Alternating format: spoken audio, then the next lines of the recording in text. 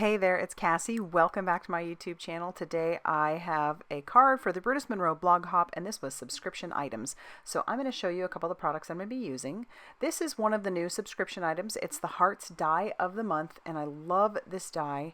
It's just gorgeous. It's big, it'll cover the whole front of an A2 size card, and it'll also give you all those little hearts.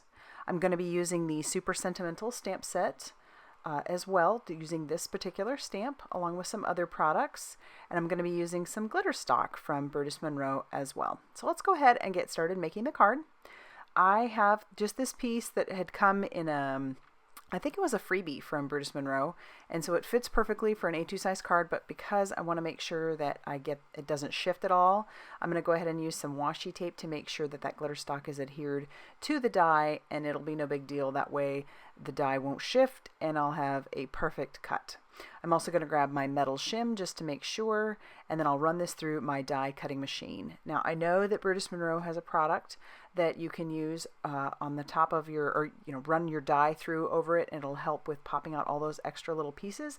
I haven't gotten my hands on it yet, but I will have it listed down below because it looks like a really great product. I watched Christopher use it, and it definitely looks like something you might want, so it'd be way easier to get all those little pieces out.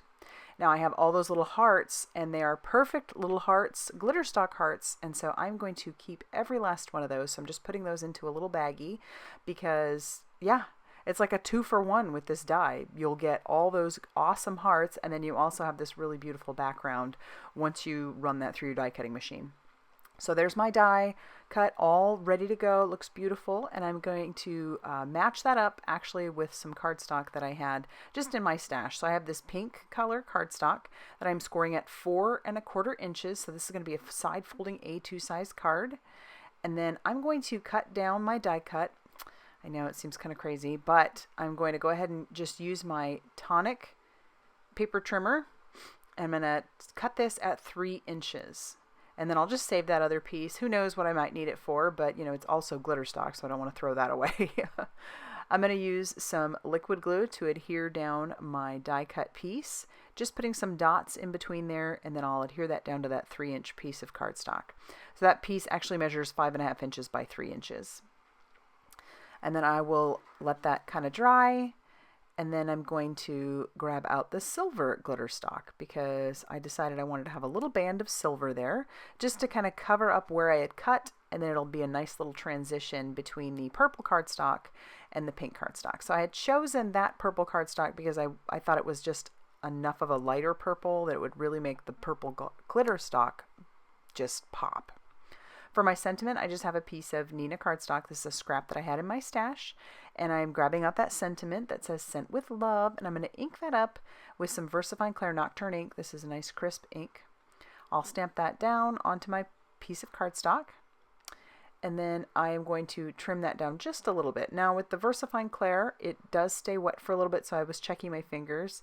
I think I did end up getting a little bit of a smudge, but I was able to wipe it up or erase it with a mono sand eraser down the road there.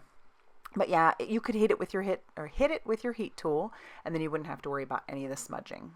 So I'm just kind of eyeballing and piecing, kind of seeing where I want things to be, and I'm going to trim a little fishtail banner into my sentiment by just snipping into the center and then letting those ends meet into the center.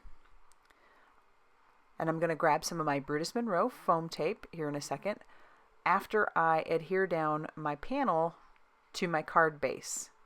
So I just used some of that same liquid glue. I thought about popping that up with the Brutus Monroe foam tape, but then I decided not to. And I'm just going to put a little bit of glue on those edges and then put some of that liquid glue on the rest of that strip to make sure that my strip sticks to, and it's also sticking to my fingers, but sticks to the cardstock and the Glitterstock. You would want a very strong adhesive for this. So here's my Brutus Monroe foam tape. I'm just going to cut down some of that. I don't want that entire panel, so this is why you only see some of that foam tape right there, going just as far as it is. And then I'm going to use my paper piercer to pull off the backing paper. And then I'll adhere this down using my glass mat to line things up. And then I'll flip that over and I will trim off the excess. And see, that's why I didn't go all the way to the edge. And then I do decide I want a final bit of embellishment. So I'm going to grab out some of my Nuvo drops, and I had several purples, but I couldn't decide which one I wanted. So I was looking at a glitter, I was also looking at just a gloss one, and then I was also looking at a transparent type one. And in the end, I decided to just go with the Violet Galaxy Nuvo drops because those matched the Glitterstock pretty nicely. And all I'm going to do is fill in those little hearts with that Nuvo drop. I thought about adding more dots, but I thought, no, that Glitterstock and that die are just the showstopper there. And so once I'm done with that, that's actually going to finish off this card. So as I said, this is a part of a blog hop, so I will have my blog listed down below. So head on over there, and then you can head on over and check out the rest of the Inspiration Team's blogs to see what they have made for this challenge. And if you liked this video, please hit the like button and subscribe if you haven't already done so. And as always, guys, thank you so much for stopping by.